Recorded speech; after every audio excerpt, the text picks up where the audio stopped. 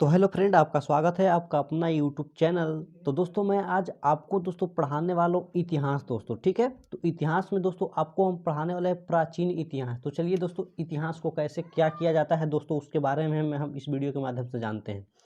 तो दोस्तों देखिए, यहाँ पे दिया गया है दोस्तों प्राचीन भारतीय इतिहास का स्वरूप। दोस्तों इतिहास का क्या स्वरूप रहा होगा दोस्तों, आपको इस वीडियो के माध्यम से आपको बताया जाएगा दोस्तों। तो चलिए, तो आपको देखिए दोस्तों, वैज्ञानिक ने इनको क्या किए थे कि इतिहास को पढ़ने के लिए यहाँ 3 भागों में दोस्तों इसको डिवाइड कर दिया गया था। देखिए, इसको 3 भागों में डिवाइड कर दिया गया था दोस्तों, क्योंकि इतिहास बहुत ही अपने में एक बहुत ही बड़ा चैप्टर है दोस्तों, ठीक है। तो उसको मैंने बाँट-बाँट करके दोस्तों इसको पढ़ने में ज़्यादा समय ना लगे दोस्तों, और इसको बारीकी से दोस्तों इसको 3 कालखंड में दोस्तों बाँट दिया गया है दोस्तों। तो यहाँ पे देखिए कि कौन-कौन से खंड में बाँटा गया है दोस्तों। तो सबसे पहला आता है दोस्तों प्राक इतिहास, ठीक है दोस्तों। प्राक इतिहास जो कि आता है, और सेकंड आता है दोस्तों देखिए आदि ऐतिहासिक, ठीक है, जिसको हिंदी में इंग्लिश में कहते हैं दोस्तों प्रोटो हिस्ट्री, और इसको प्राक इतिहास को कहते हैं दोस्तों प्री हिस्ट्री, ठीक है दोस्तों। यहाँ पे इसको बहुत ही बारीकी से दोस्तों इंग्लिश भी समझना बहुत ही जरूरी है, ठीक है। और उसके बाद में तीसरा खंड आता है दोस्तों ऐतिहासिक, जिसको इंग्लिश में कहते हैं दोस्तों हिस्टोरिकल पीरियड, ठीक है दोस्तों। आपको यहाँ पे समझ में आ रहा होगा दोस्तों। तो चलिए यहाँ पे देखिए, अब प्राक इतिहास में हमको क्या क्या पढ़ना है दोस्तों, यहाँ समझने की बात ये है, ठीक है। क्योंकि इतिहास को 3 कालखंडों में बांटा गया है। देखिए, प्राक इतिहास होता है जिसको इंग्लिश में प्री हिस्ट्री, और आदि ऐतिहासिक उसको प्रोटो हिस्ट्री कहते हैं, और ऐतिहासिक जिसका हिस्टोरिकल पीरियड कहते हैं, ठीक है दोस्तों। चलिए दोस्तों, इसको हम शुरू करते हैं। तो देखिए, यहाँ प्राचीन एंशियंट हिस्ट्री दोस्तों पढ़ाने वाले हैं। यहाँ पे समझिए दोस्तों, एंशियंट हिस्ट्री आपको हम पढ़ाने वाले हैं। एंशियंट हिस्ट्री का स्वरूप क्या रहा होगा भारत, चलिए उसके बारे में हम सबसे पहले जानते हैं दोस्तों, ठीक है। भारत का इतिहास, ठीक है दोस्तों। अब यहाँ पे समझिए, यहाँ पे कि आप आपसे हम एक बात पूछे दोस्तों, जैसे कि अगर आपको कहूँ भी आपको भेज दिया जाएगा और कहें कि आप इसके बारे में जानकारी करना है, ठीक है। तो जानकारी आपको दोस्तों करने के लिए मिल जाएगा दोस्तों। तो अब क्या करिएगा, सबसे पहले जाना है और जा करके सबसे पहले दोस्तों क्या करिएगा, सबसे पहले यही नहीं कर सकते हैं कि यहाँ पे क्या क्या हुआ होगा, पहले के लोग क्या करते थे, इसमें दोस्तों यह देखना है। तो सबसे पहले दोस्तों हमें आपको बताएं, यदि आपको कहीं पर भी भेज दिया जाए और इसके बारे में आपको पता करने के लिए कहे, तो आप क्या कर सकते हैं, वहाँ प्रमाण आपको सबसे पहले दिखेगा कि क्या क्या है यहाँ पे। आप चाहे इसको खोद करके भी कुछ देख सकते हैं दोस्तों, ठीक है। खोद करके देखिएगा कि कोई साक्ष्य यहाँ पे मिल रहा है या नहीं मिल रहा है। तो दोस्तों अब इस तरह से देख सकते हैं, और या कहूँ भी लिखा हुआ दीवार उवाल पर कहीं भी लिखा हुआ साक्ष्य यदि मिल जाए तो समझिए कि वहाँ लिखित साक्ष्य है दोस्तों, ठीक है। तो यहाँ देखिए दोस्तों, प्राक ऐतिहासिक में दोस्तों क्या क्या हुआ था। देखिए, यहाँ पुरातात्विक मतलब पुरातात्विक का मतलब ही होता है दोस्तों खोद कर निकाला गया, ठीक है दोस्तों। पुरातात्विक मतलब खोद कर निकाला गया कोई भी वस्तु हो, ठीक है, उसका साक्ष्य यहाँ पे मिला है दोस्तों, ठीक है, प्राक ऐतिहासिक में, ठीक है। और लिखित साक्ष्य लेकिन नहीं मिला है दोस्तों, यह समझना है। लिखित साक्ष्य यानी कोई लिखा हुआ प्रमाण यहाँ पे नहीं मिला है दोस्तों, ठीक है। समझ में आ रहा है ना। जैसे पुरातात्विक का मतलब हो गया कि खोद करके कोई भी सामान निकाला हो, जैसे औजार औजार मिले हो, बस्ती कुछ भी मिले हो, ठीक है, अस्थिया कुछ का मिला हो, हड्डी उड्डी, ठीक है दोस्तों, इत्यादि। जैसे यहाँ पे इस तरह का होता है।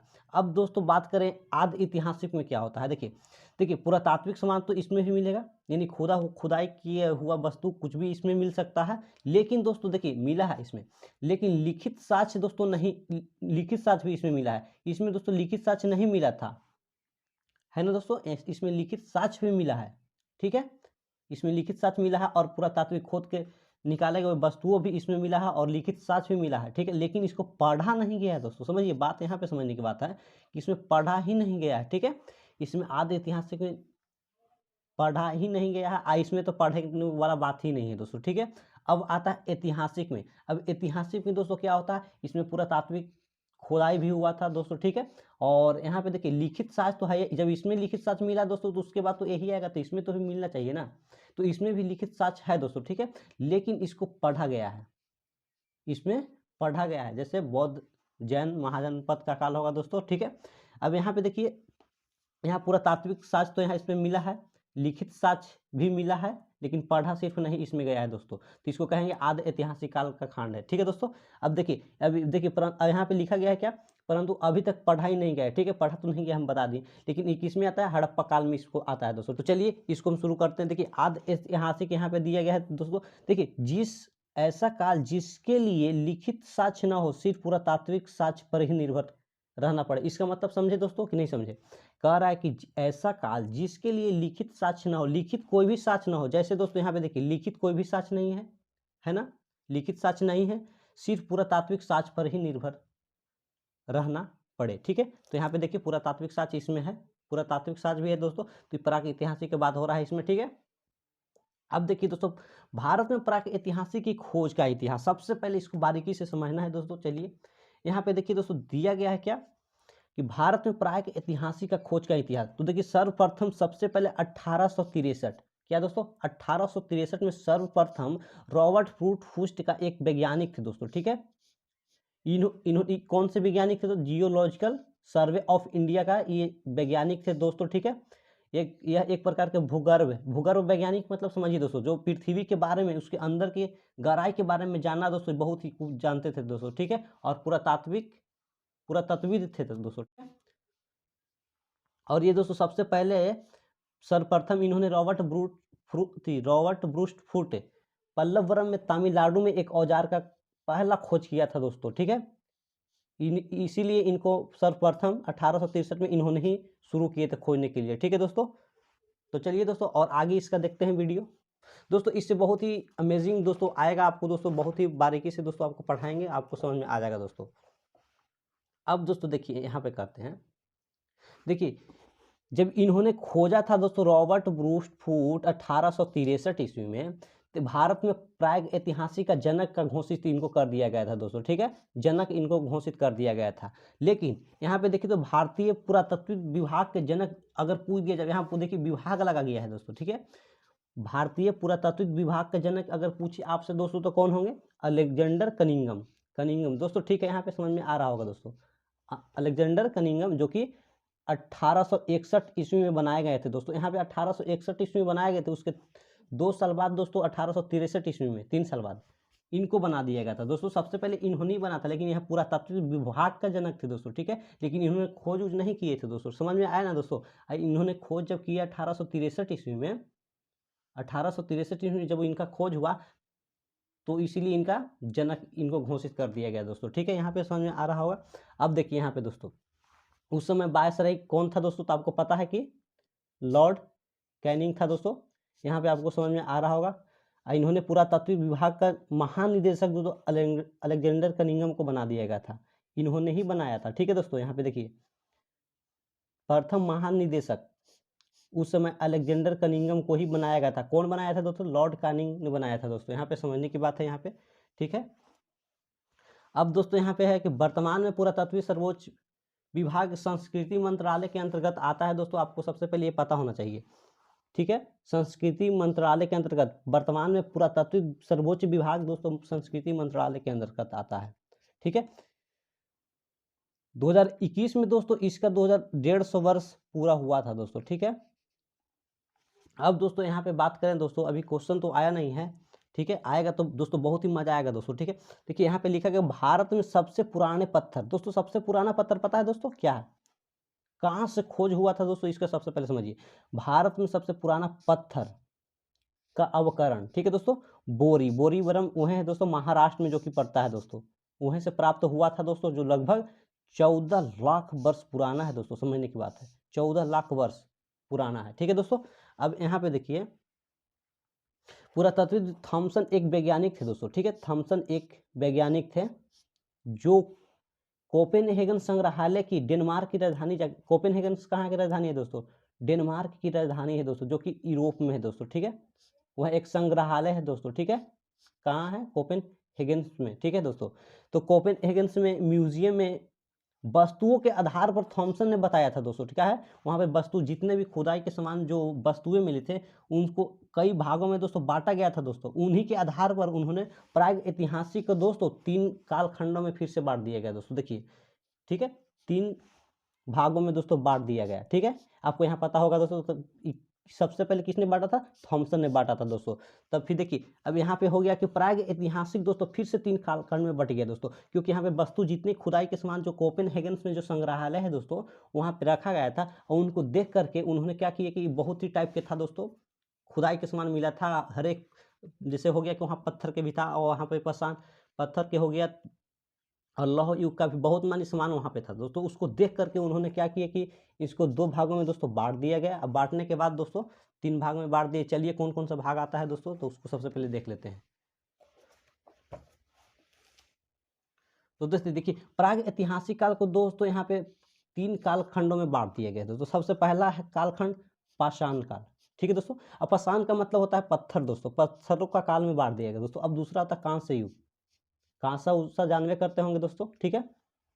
अब लौह युग हो गया कि लौह वाला हो गया, जैसे लोहा हुआ, ठीक है। उसमें कोई भी वस्तु अगर देखे होंगे कि ये लोह का बना हुआ है तो उसको लौह युग में रख दिया। और कांस्य का मिला होगा तो कांस्य युग में रख दिया गया, ठीक है दोस्तों। पाषाण का मतलब पत्थर होता है दोस्तों, पत्थर अगर देखे होंगे तो पत्थर के युग में इसको रख दिए, यानी पाषाण काल, ठीक है दोस्तों। उसको 3 भागों में बांट दिएगा।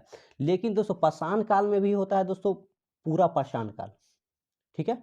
जैसे हम आप आज दोस्तों आपको पढ़ाने वाले हैं सिर्फ पाषाण काल, इसमें ये दोनों दोस्तों बाद में बताएंगे नेक्स्ट वीडियो के साथ, ठीक है।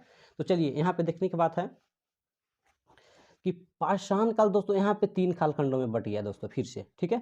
अब पूरा पाषाण काल, ठीक है, एगो मध्य पाषाण काल और नव पाषाण काल, ठीक है। अब यहाँ पे दोस्तों इसको बारीकी से दोस्तों समझना है, क्योंकि इसी से ज़्यादा क्वेश्चन दोस्तों पूछा जाता है, ठीक है। तो यहाँ पे देखिए पूरा पाषाण काल दिए गया है, पीलियोलिथिक इसको इंग्लिश में बोला जाता है दोस्तों, पीलियोलिथिक पीरियड, ठीक है, पूरा पाषाण काल।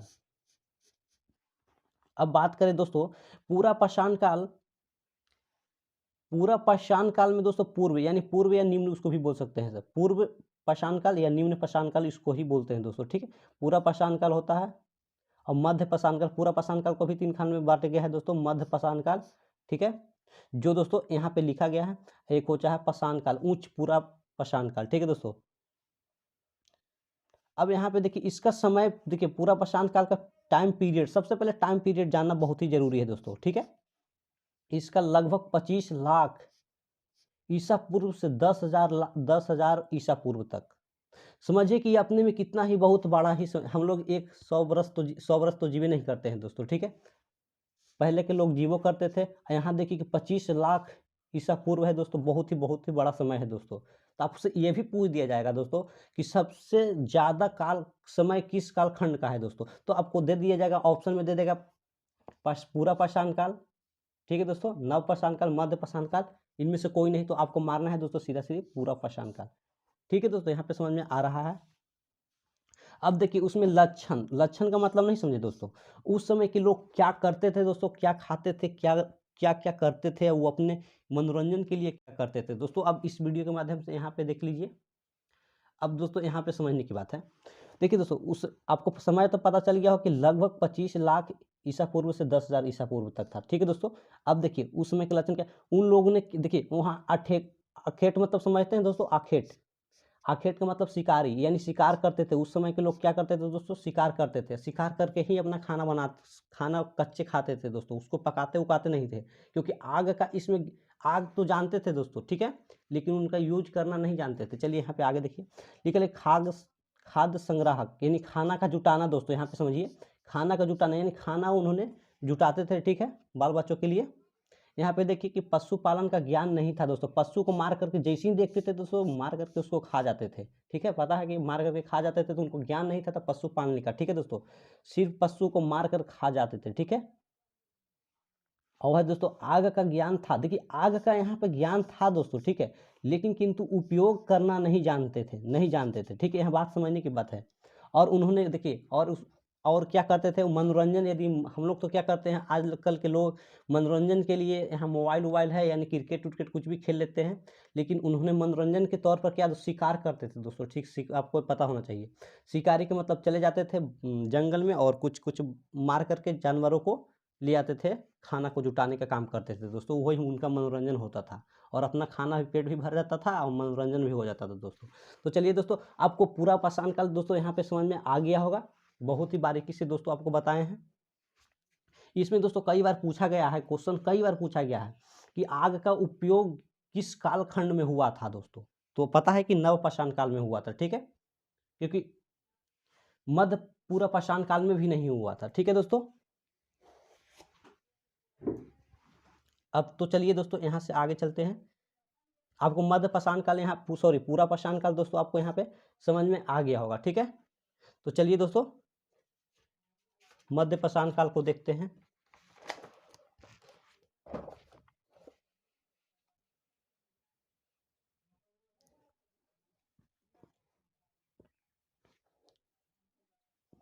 देखिए दोस्तों, मध्य पाषाण काल का मतलब यहाँ पे समझिए मेसोलिथिक पीरियड दोस्तों इसको कहते हैं, ठीक है। अब देखिए दोस्तों, इसका समय क्या है, सबसे पहले समय को बहुत ही जानना बहुत ही जरूरी है। इसका समय क्या होता है दोस्तों, देखिए 10,000, देखिए दोस्तों यहाँ पे देखिए 10,000 से खत्म हुआ था, 10,000 तक ही चला था ना, 25 लाख से, 25 लाख ईसा पूर्व से, देखिए दोस्तों यहाँ पे लिखा गया होगा 25 लाख से 10,000 तक, 10,000 जैसे ही खत्म होगा तो दोस्तों यहाँ से शुरू हो जाएगा ना दोस्तों, आपको पता होगा। मध्य पाषाण काल, जिसको दोस्तों इसका समय काल कितना है दोस्तों, 10,000 ईसा पूर्व से 4,000 ईसा पूर्व तक चला था दोस्तों, ठीक है। अब यहाँ पे समझिए दोस्तों, इसका लक्षण, जैसे उसमें से लक्षण देखे थे, क्या किए थे उसमें, खेत ज़्यादा करते थे दोस्तों, उसमें पशु का पालते भी नहीं थे दोस्तों, और डायरेक्ट उसको मार करके खा जाते थे दोस्तों, ठीक है। यहाँ पे देखिए इसमें पशु की शुरुआत हो गई, यहाँ पे समझिए दोस्तों पशु पालन की शुरुआत हुआ, इसमें पशु पालने लगे दोस्तों। तो अब बताइए कि जब पशु पालने लगा तो क्या हुआ, जानवर का शिकार नहीं करेंगे, जानवर का शिकार करेंगे लेकिन वो कम करने के लिए, ठीक है। जैसे सबसे पहला पशु, यदि सबसे पहला पशु पूछे दोस्तों कि किससे पालतू बनाया गया था, तो कुत्ता को बनाया गया था दोस्तों। यहाँ पे समझने की बात है, शिकार तो था, शिकार चल रहा था लेकिन थोड़ा बहुत ही चल रहा था, जिससे कम हो गया था शिकार, ज़्यादा मात्रा में नहीं मारते थे दोस्तों, सबको नहीं मारते थे, जैसे कुत्ता को पालने लगे तो कुछ तो कम हुआ ना जानवर का शिकार, ठीक है दोस्तों। अब देखिए दोस्तों, अब उसमें से पहले देखिए मध्य पाषाण काल आ गया दोस्तों, ठीक है। जिससे इसके पहले क्या पढ़ा थे, पूरा पाषाण काल ना, तो पूरा पाषाण काल में क्या होता था, औजार उसमें नहीं बताया ना आपको। देखिए औजार के तौर पर क्या करते थे उन्होंने, हम पूरा पाषाण काल के बारे में बता रहे हैं दोस्तों, ठीक है। पूरा पाषाण काल में क्या करते थे कि क्या करते, बहुत सारे अपने साथी के साथ चले जाते थे जंगल में, और एक टीला खोजते थे दोस्तों, जो कि बहुत ही ऊंचा होता था, ऊंचा होता था दोस्तों। तो ऊपर से क्या करते थे कि बड़ा बड़ा, बहुत ही बड़ा बड़ा पत्थर को रख देते थे, और कुछ लोगों को बोल देते थे कि जाओ उसको हका करके लेके आओ इसके पास में। जैसे ही अपने पास में लेके आते थे दोस्तों, ऊपर से पत्थर को ढकेल देते थे दोस्तों, तो क्या होता था कि मर जाते थे जानवर लोग, और उसी का शिकार करके खाते थे दोस्तों। लेकिन अब ये आ गया मध्य पाषाण काल दोस्तों, ठीक है। मध्य पाषाण काल में अब उससे लेटेस्ट कर दी, उसमें क्या करते थे कि पाषाण यानी पत्थर का छोटा छोटा टुकड़ा रहता, बहुत ही मोटा मोटा, उसको हथियार के रूप में उसको बनाते थे दोस्तों। लेकिन इसमें मध्य पाषाण काल में उसको एकदम सूक्ष्म करके बनाया गया था दोस्तों, देखिए लिखा गया है सूक्ष्म पाषाण उपकरण, ठीक है दोस्तों। यहाँ पे माइक्रोलिथ, मतलब माइक्रो का मतलब ही होता है दोस्तों सूक्ष्म, ठीक है। मैंने पत्थर को डिजाइनिंग करके, मॉडिफाई करके दोस्तों इसको पतला कर दिया गया, ठीक है दोस्तों, धार वाला उसको यानी बना दिया गया, यहाँ लिखा गया है, ठीक है। और उससे उसका शिकार करते थे। लेकिन अब स्थल की बात करें दोस्तों, तो देखिए इसमें स्थल में आता है बागौर। बागौर एक स्थल है जो कि राजस्थान में है दोस्तों, और एक आदमगढ़ जो कि मध्य प्रदेश में है दोस्तों, ठीक है। कहाँ है, मध्य प्रदेश में है। देखिए स्थल की बात करें तो बागौर जो कि राजस्थान में है, दो स्थल थे दोस्तों, ठीक है। एक थे बागौर स्थल, एक थे आदमगढ़, जो कि एक है बागौर राजस्थान में, और आदमगढ़ है दोस्तों मध्य प्रदेश में, ठीक है दोस्तों। अब यहाँ की बात करें तो देखिए 5,000 वर्ष पूर्व पशुपालन का पहला साक्ष्य मिला था दोस्तों, यहाँ पे समझने की बात है। 5,000 वर्ष ईसा पूर्व पशुपालन का ज्ञान, सबसे पहला साक्ष्य वही मिला था दोस्तों, ठीक है। ठीक है, अब देखिए अब एक और जगह क्या होता है, यहाँ पे तो समझ गए बागौर और आदमगढ़, आपसे कई बार पूछा जाता है। चलिए यहाँ पे देखिए लेखिया एगो इलाहाबाद में है दोस्तों, जो कि यूपी में पड़ता है, ठीक है। सर्वाधिक मानव कंकाल सबसे पहले कहाँ मिला था दोस्तों, सर्वाधिक सबसे ज्यादा दोस्तों यहाँ ही कहीं मानव कंकाल को मिला था दोस्तों, ठीक है, जो कि इलाहाबाद यूपी में पड़ता है दोस्तों। लेखिया है दोस्तों, ठीक है। अब एक और स्थल है दोस्तों, कौन, चौपानी मांडो। चौपानी मांडो पता है दोस्तों कहाँ है, ये भी यूपी में ही है दोस्तों, ठीक है। जो कि यहाँ मृदभांड का मतलब समझिए दोस्तों, मिट्टी का बना हुआ बर्तन या घड़ा हुआ, ठीक है दोस्तों। वहाँ प्राचीनतम साक्ष्य वहाँ पे मिले हैं दोस्तों, ठीक है। अब दोस्तों यहाँ पे बात करें तो इससे दोस्तों बहुत ही पीसीएस में दोस्तों कई बार क्वेश्चन दोस्तों पूछा गया है। नहीं विश्वास है दोस्तों, तो मैं आपको पढ़ाऊंगा दोस्तों, यहाँ पे समझ में आ जाएगा। देखिए यहाँ क्या लिखा, स्थल। अब इसमें स्थल की बात करें, जैसे यहाँ पे स्थल है, अब नीचे भी स्थल है दोस्तों। अब इसको पढ़ना है सबसे पहले। देखिए सराय नहर एक जगह है दोस्तों, ठीक है। क्या है, सराय नहर एक जगह है जो कि प्रतापगढ़ के यूपी में पड़ता है।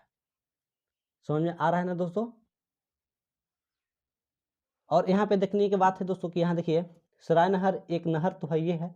देखिए यहाँ क्या हुआ था, सबसे पहले समझना है, यहाँ हुआ था युद्ध का साक्ष्य यहाँ ही से मिला है दोस्तों। कहाँ से?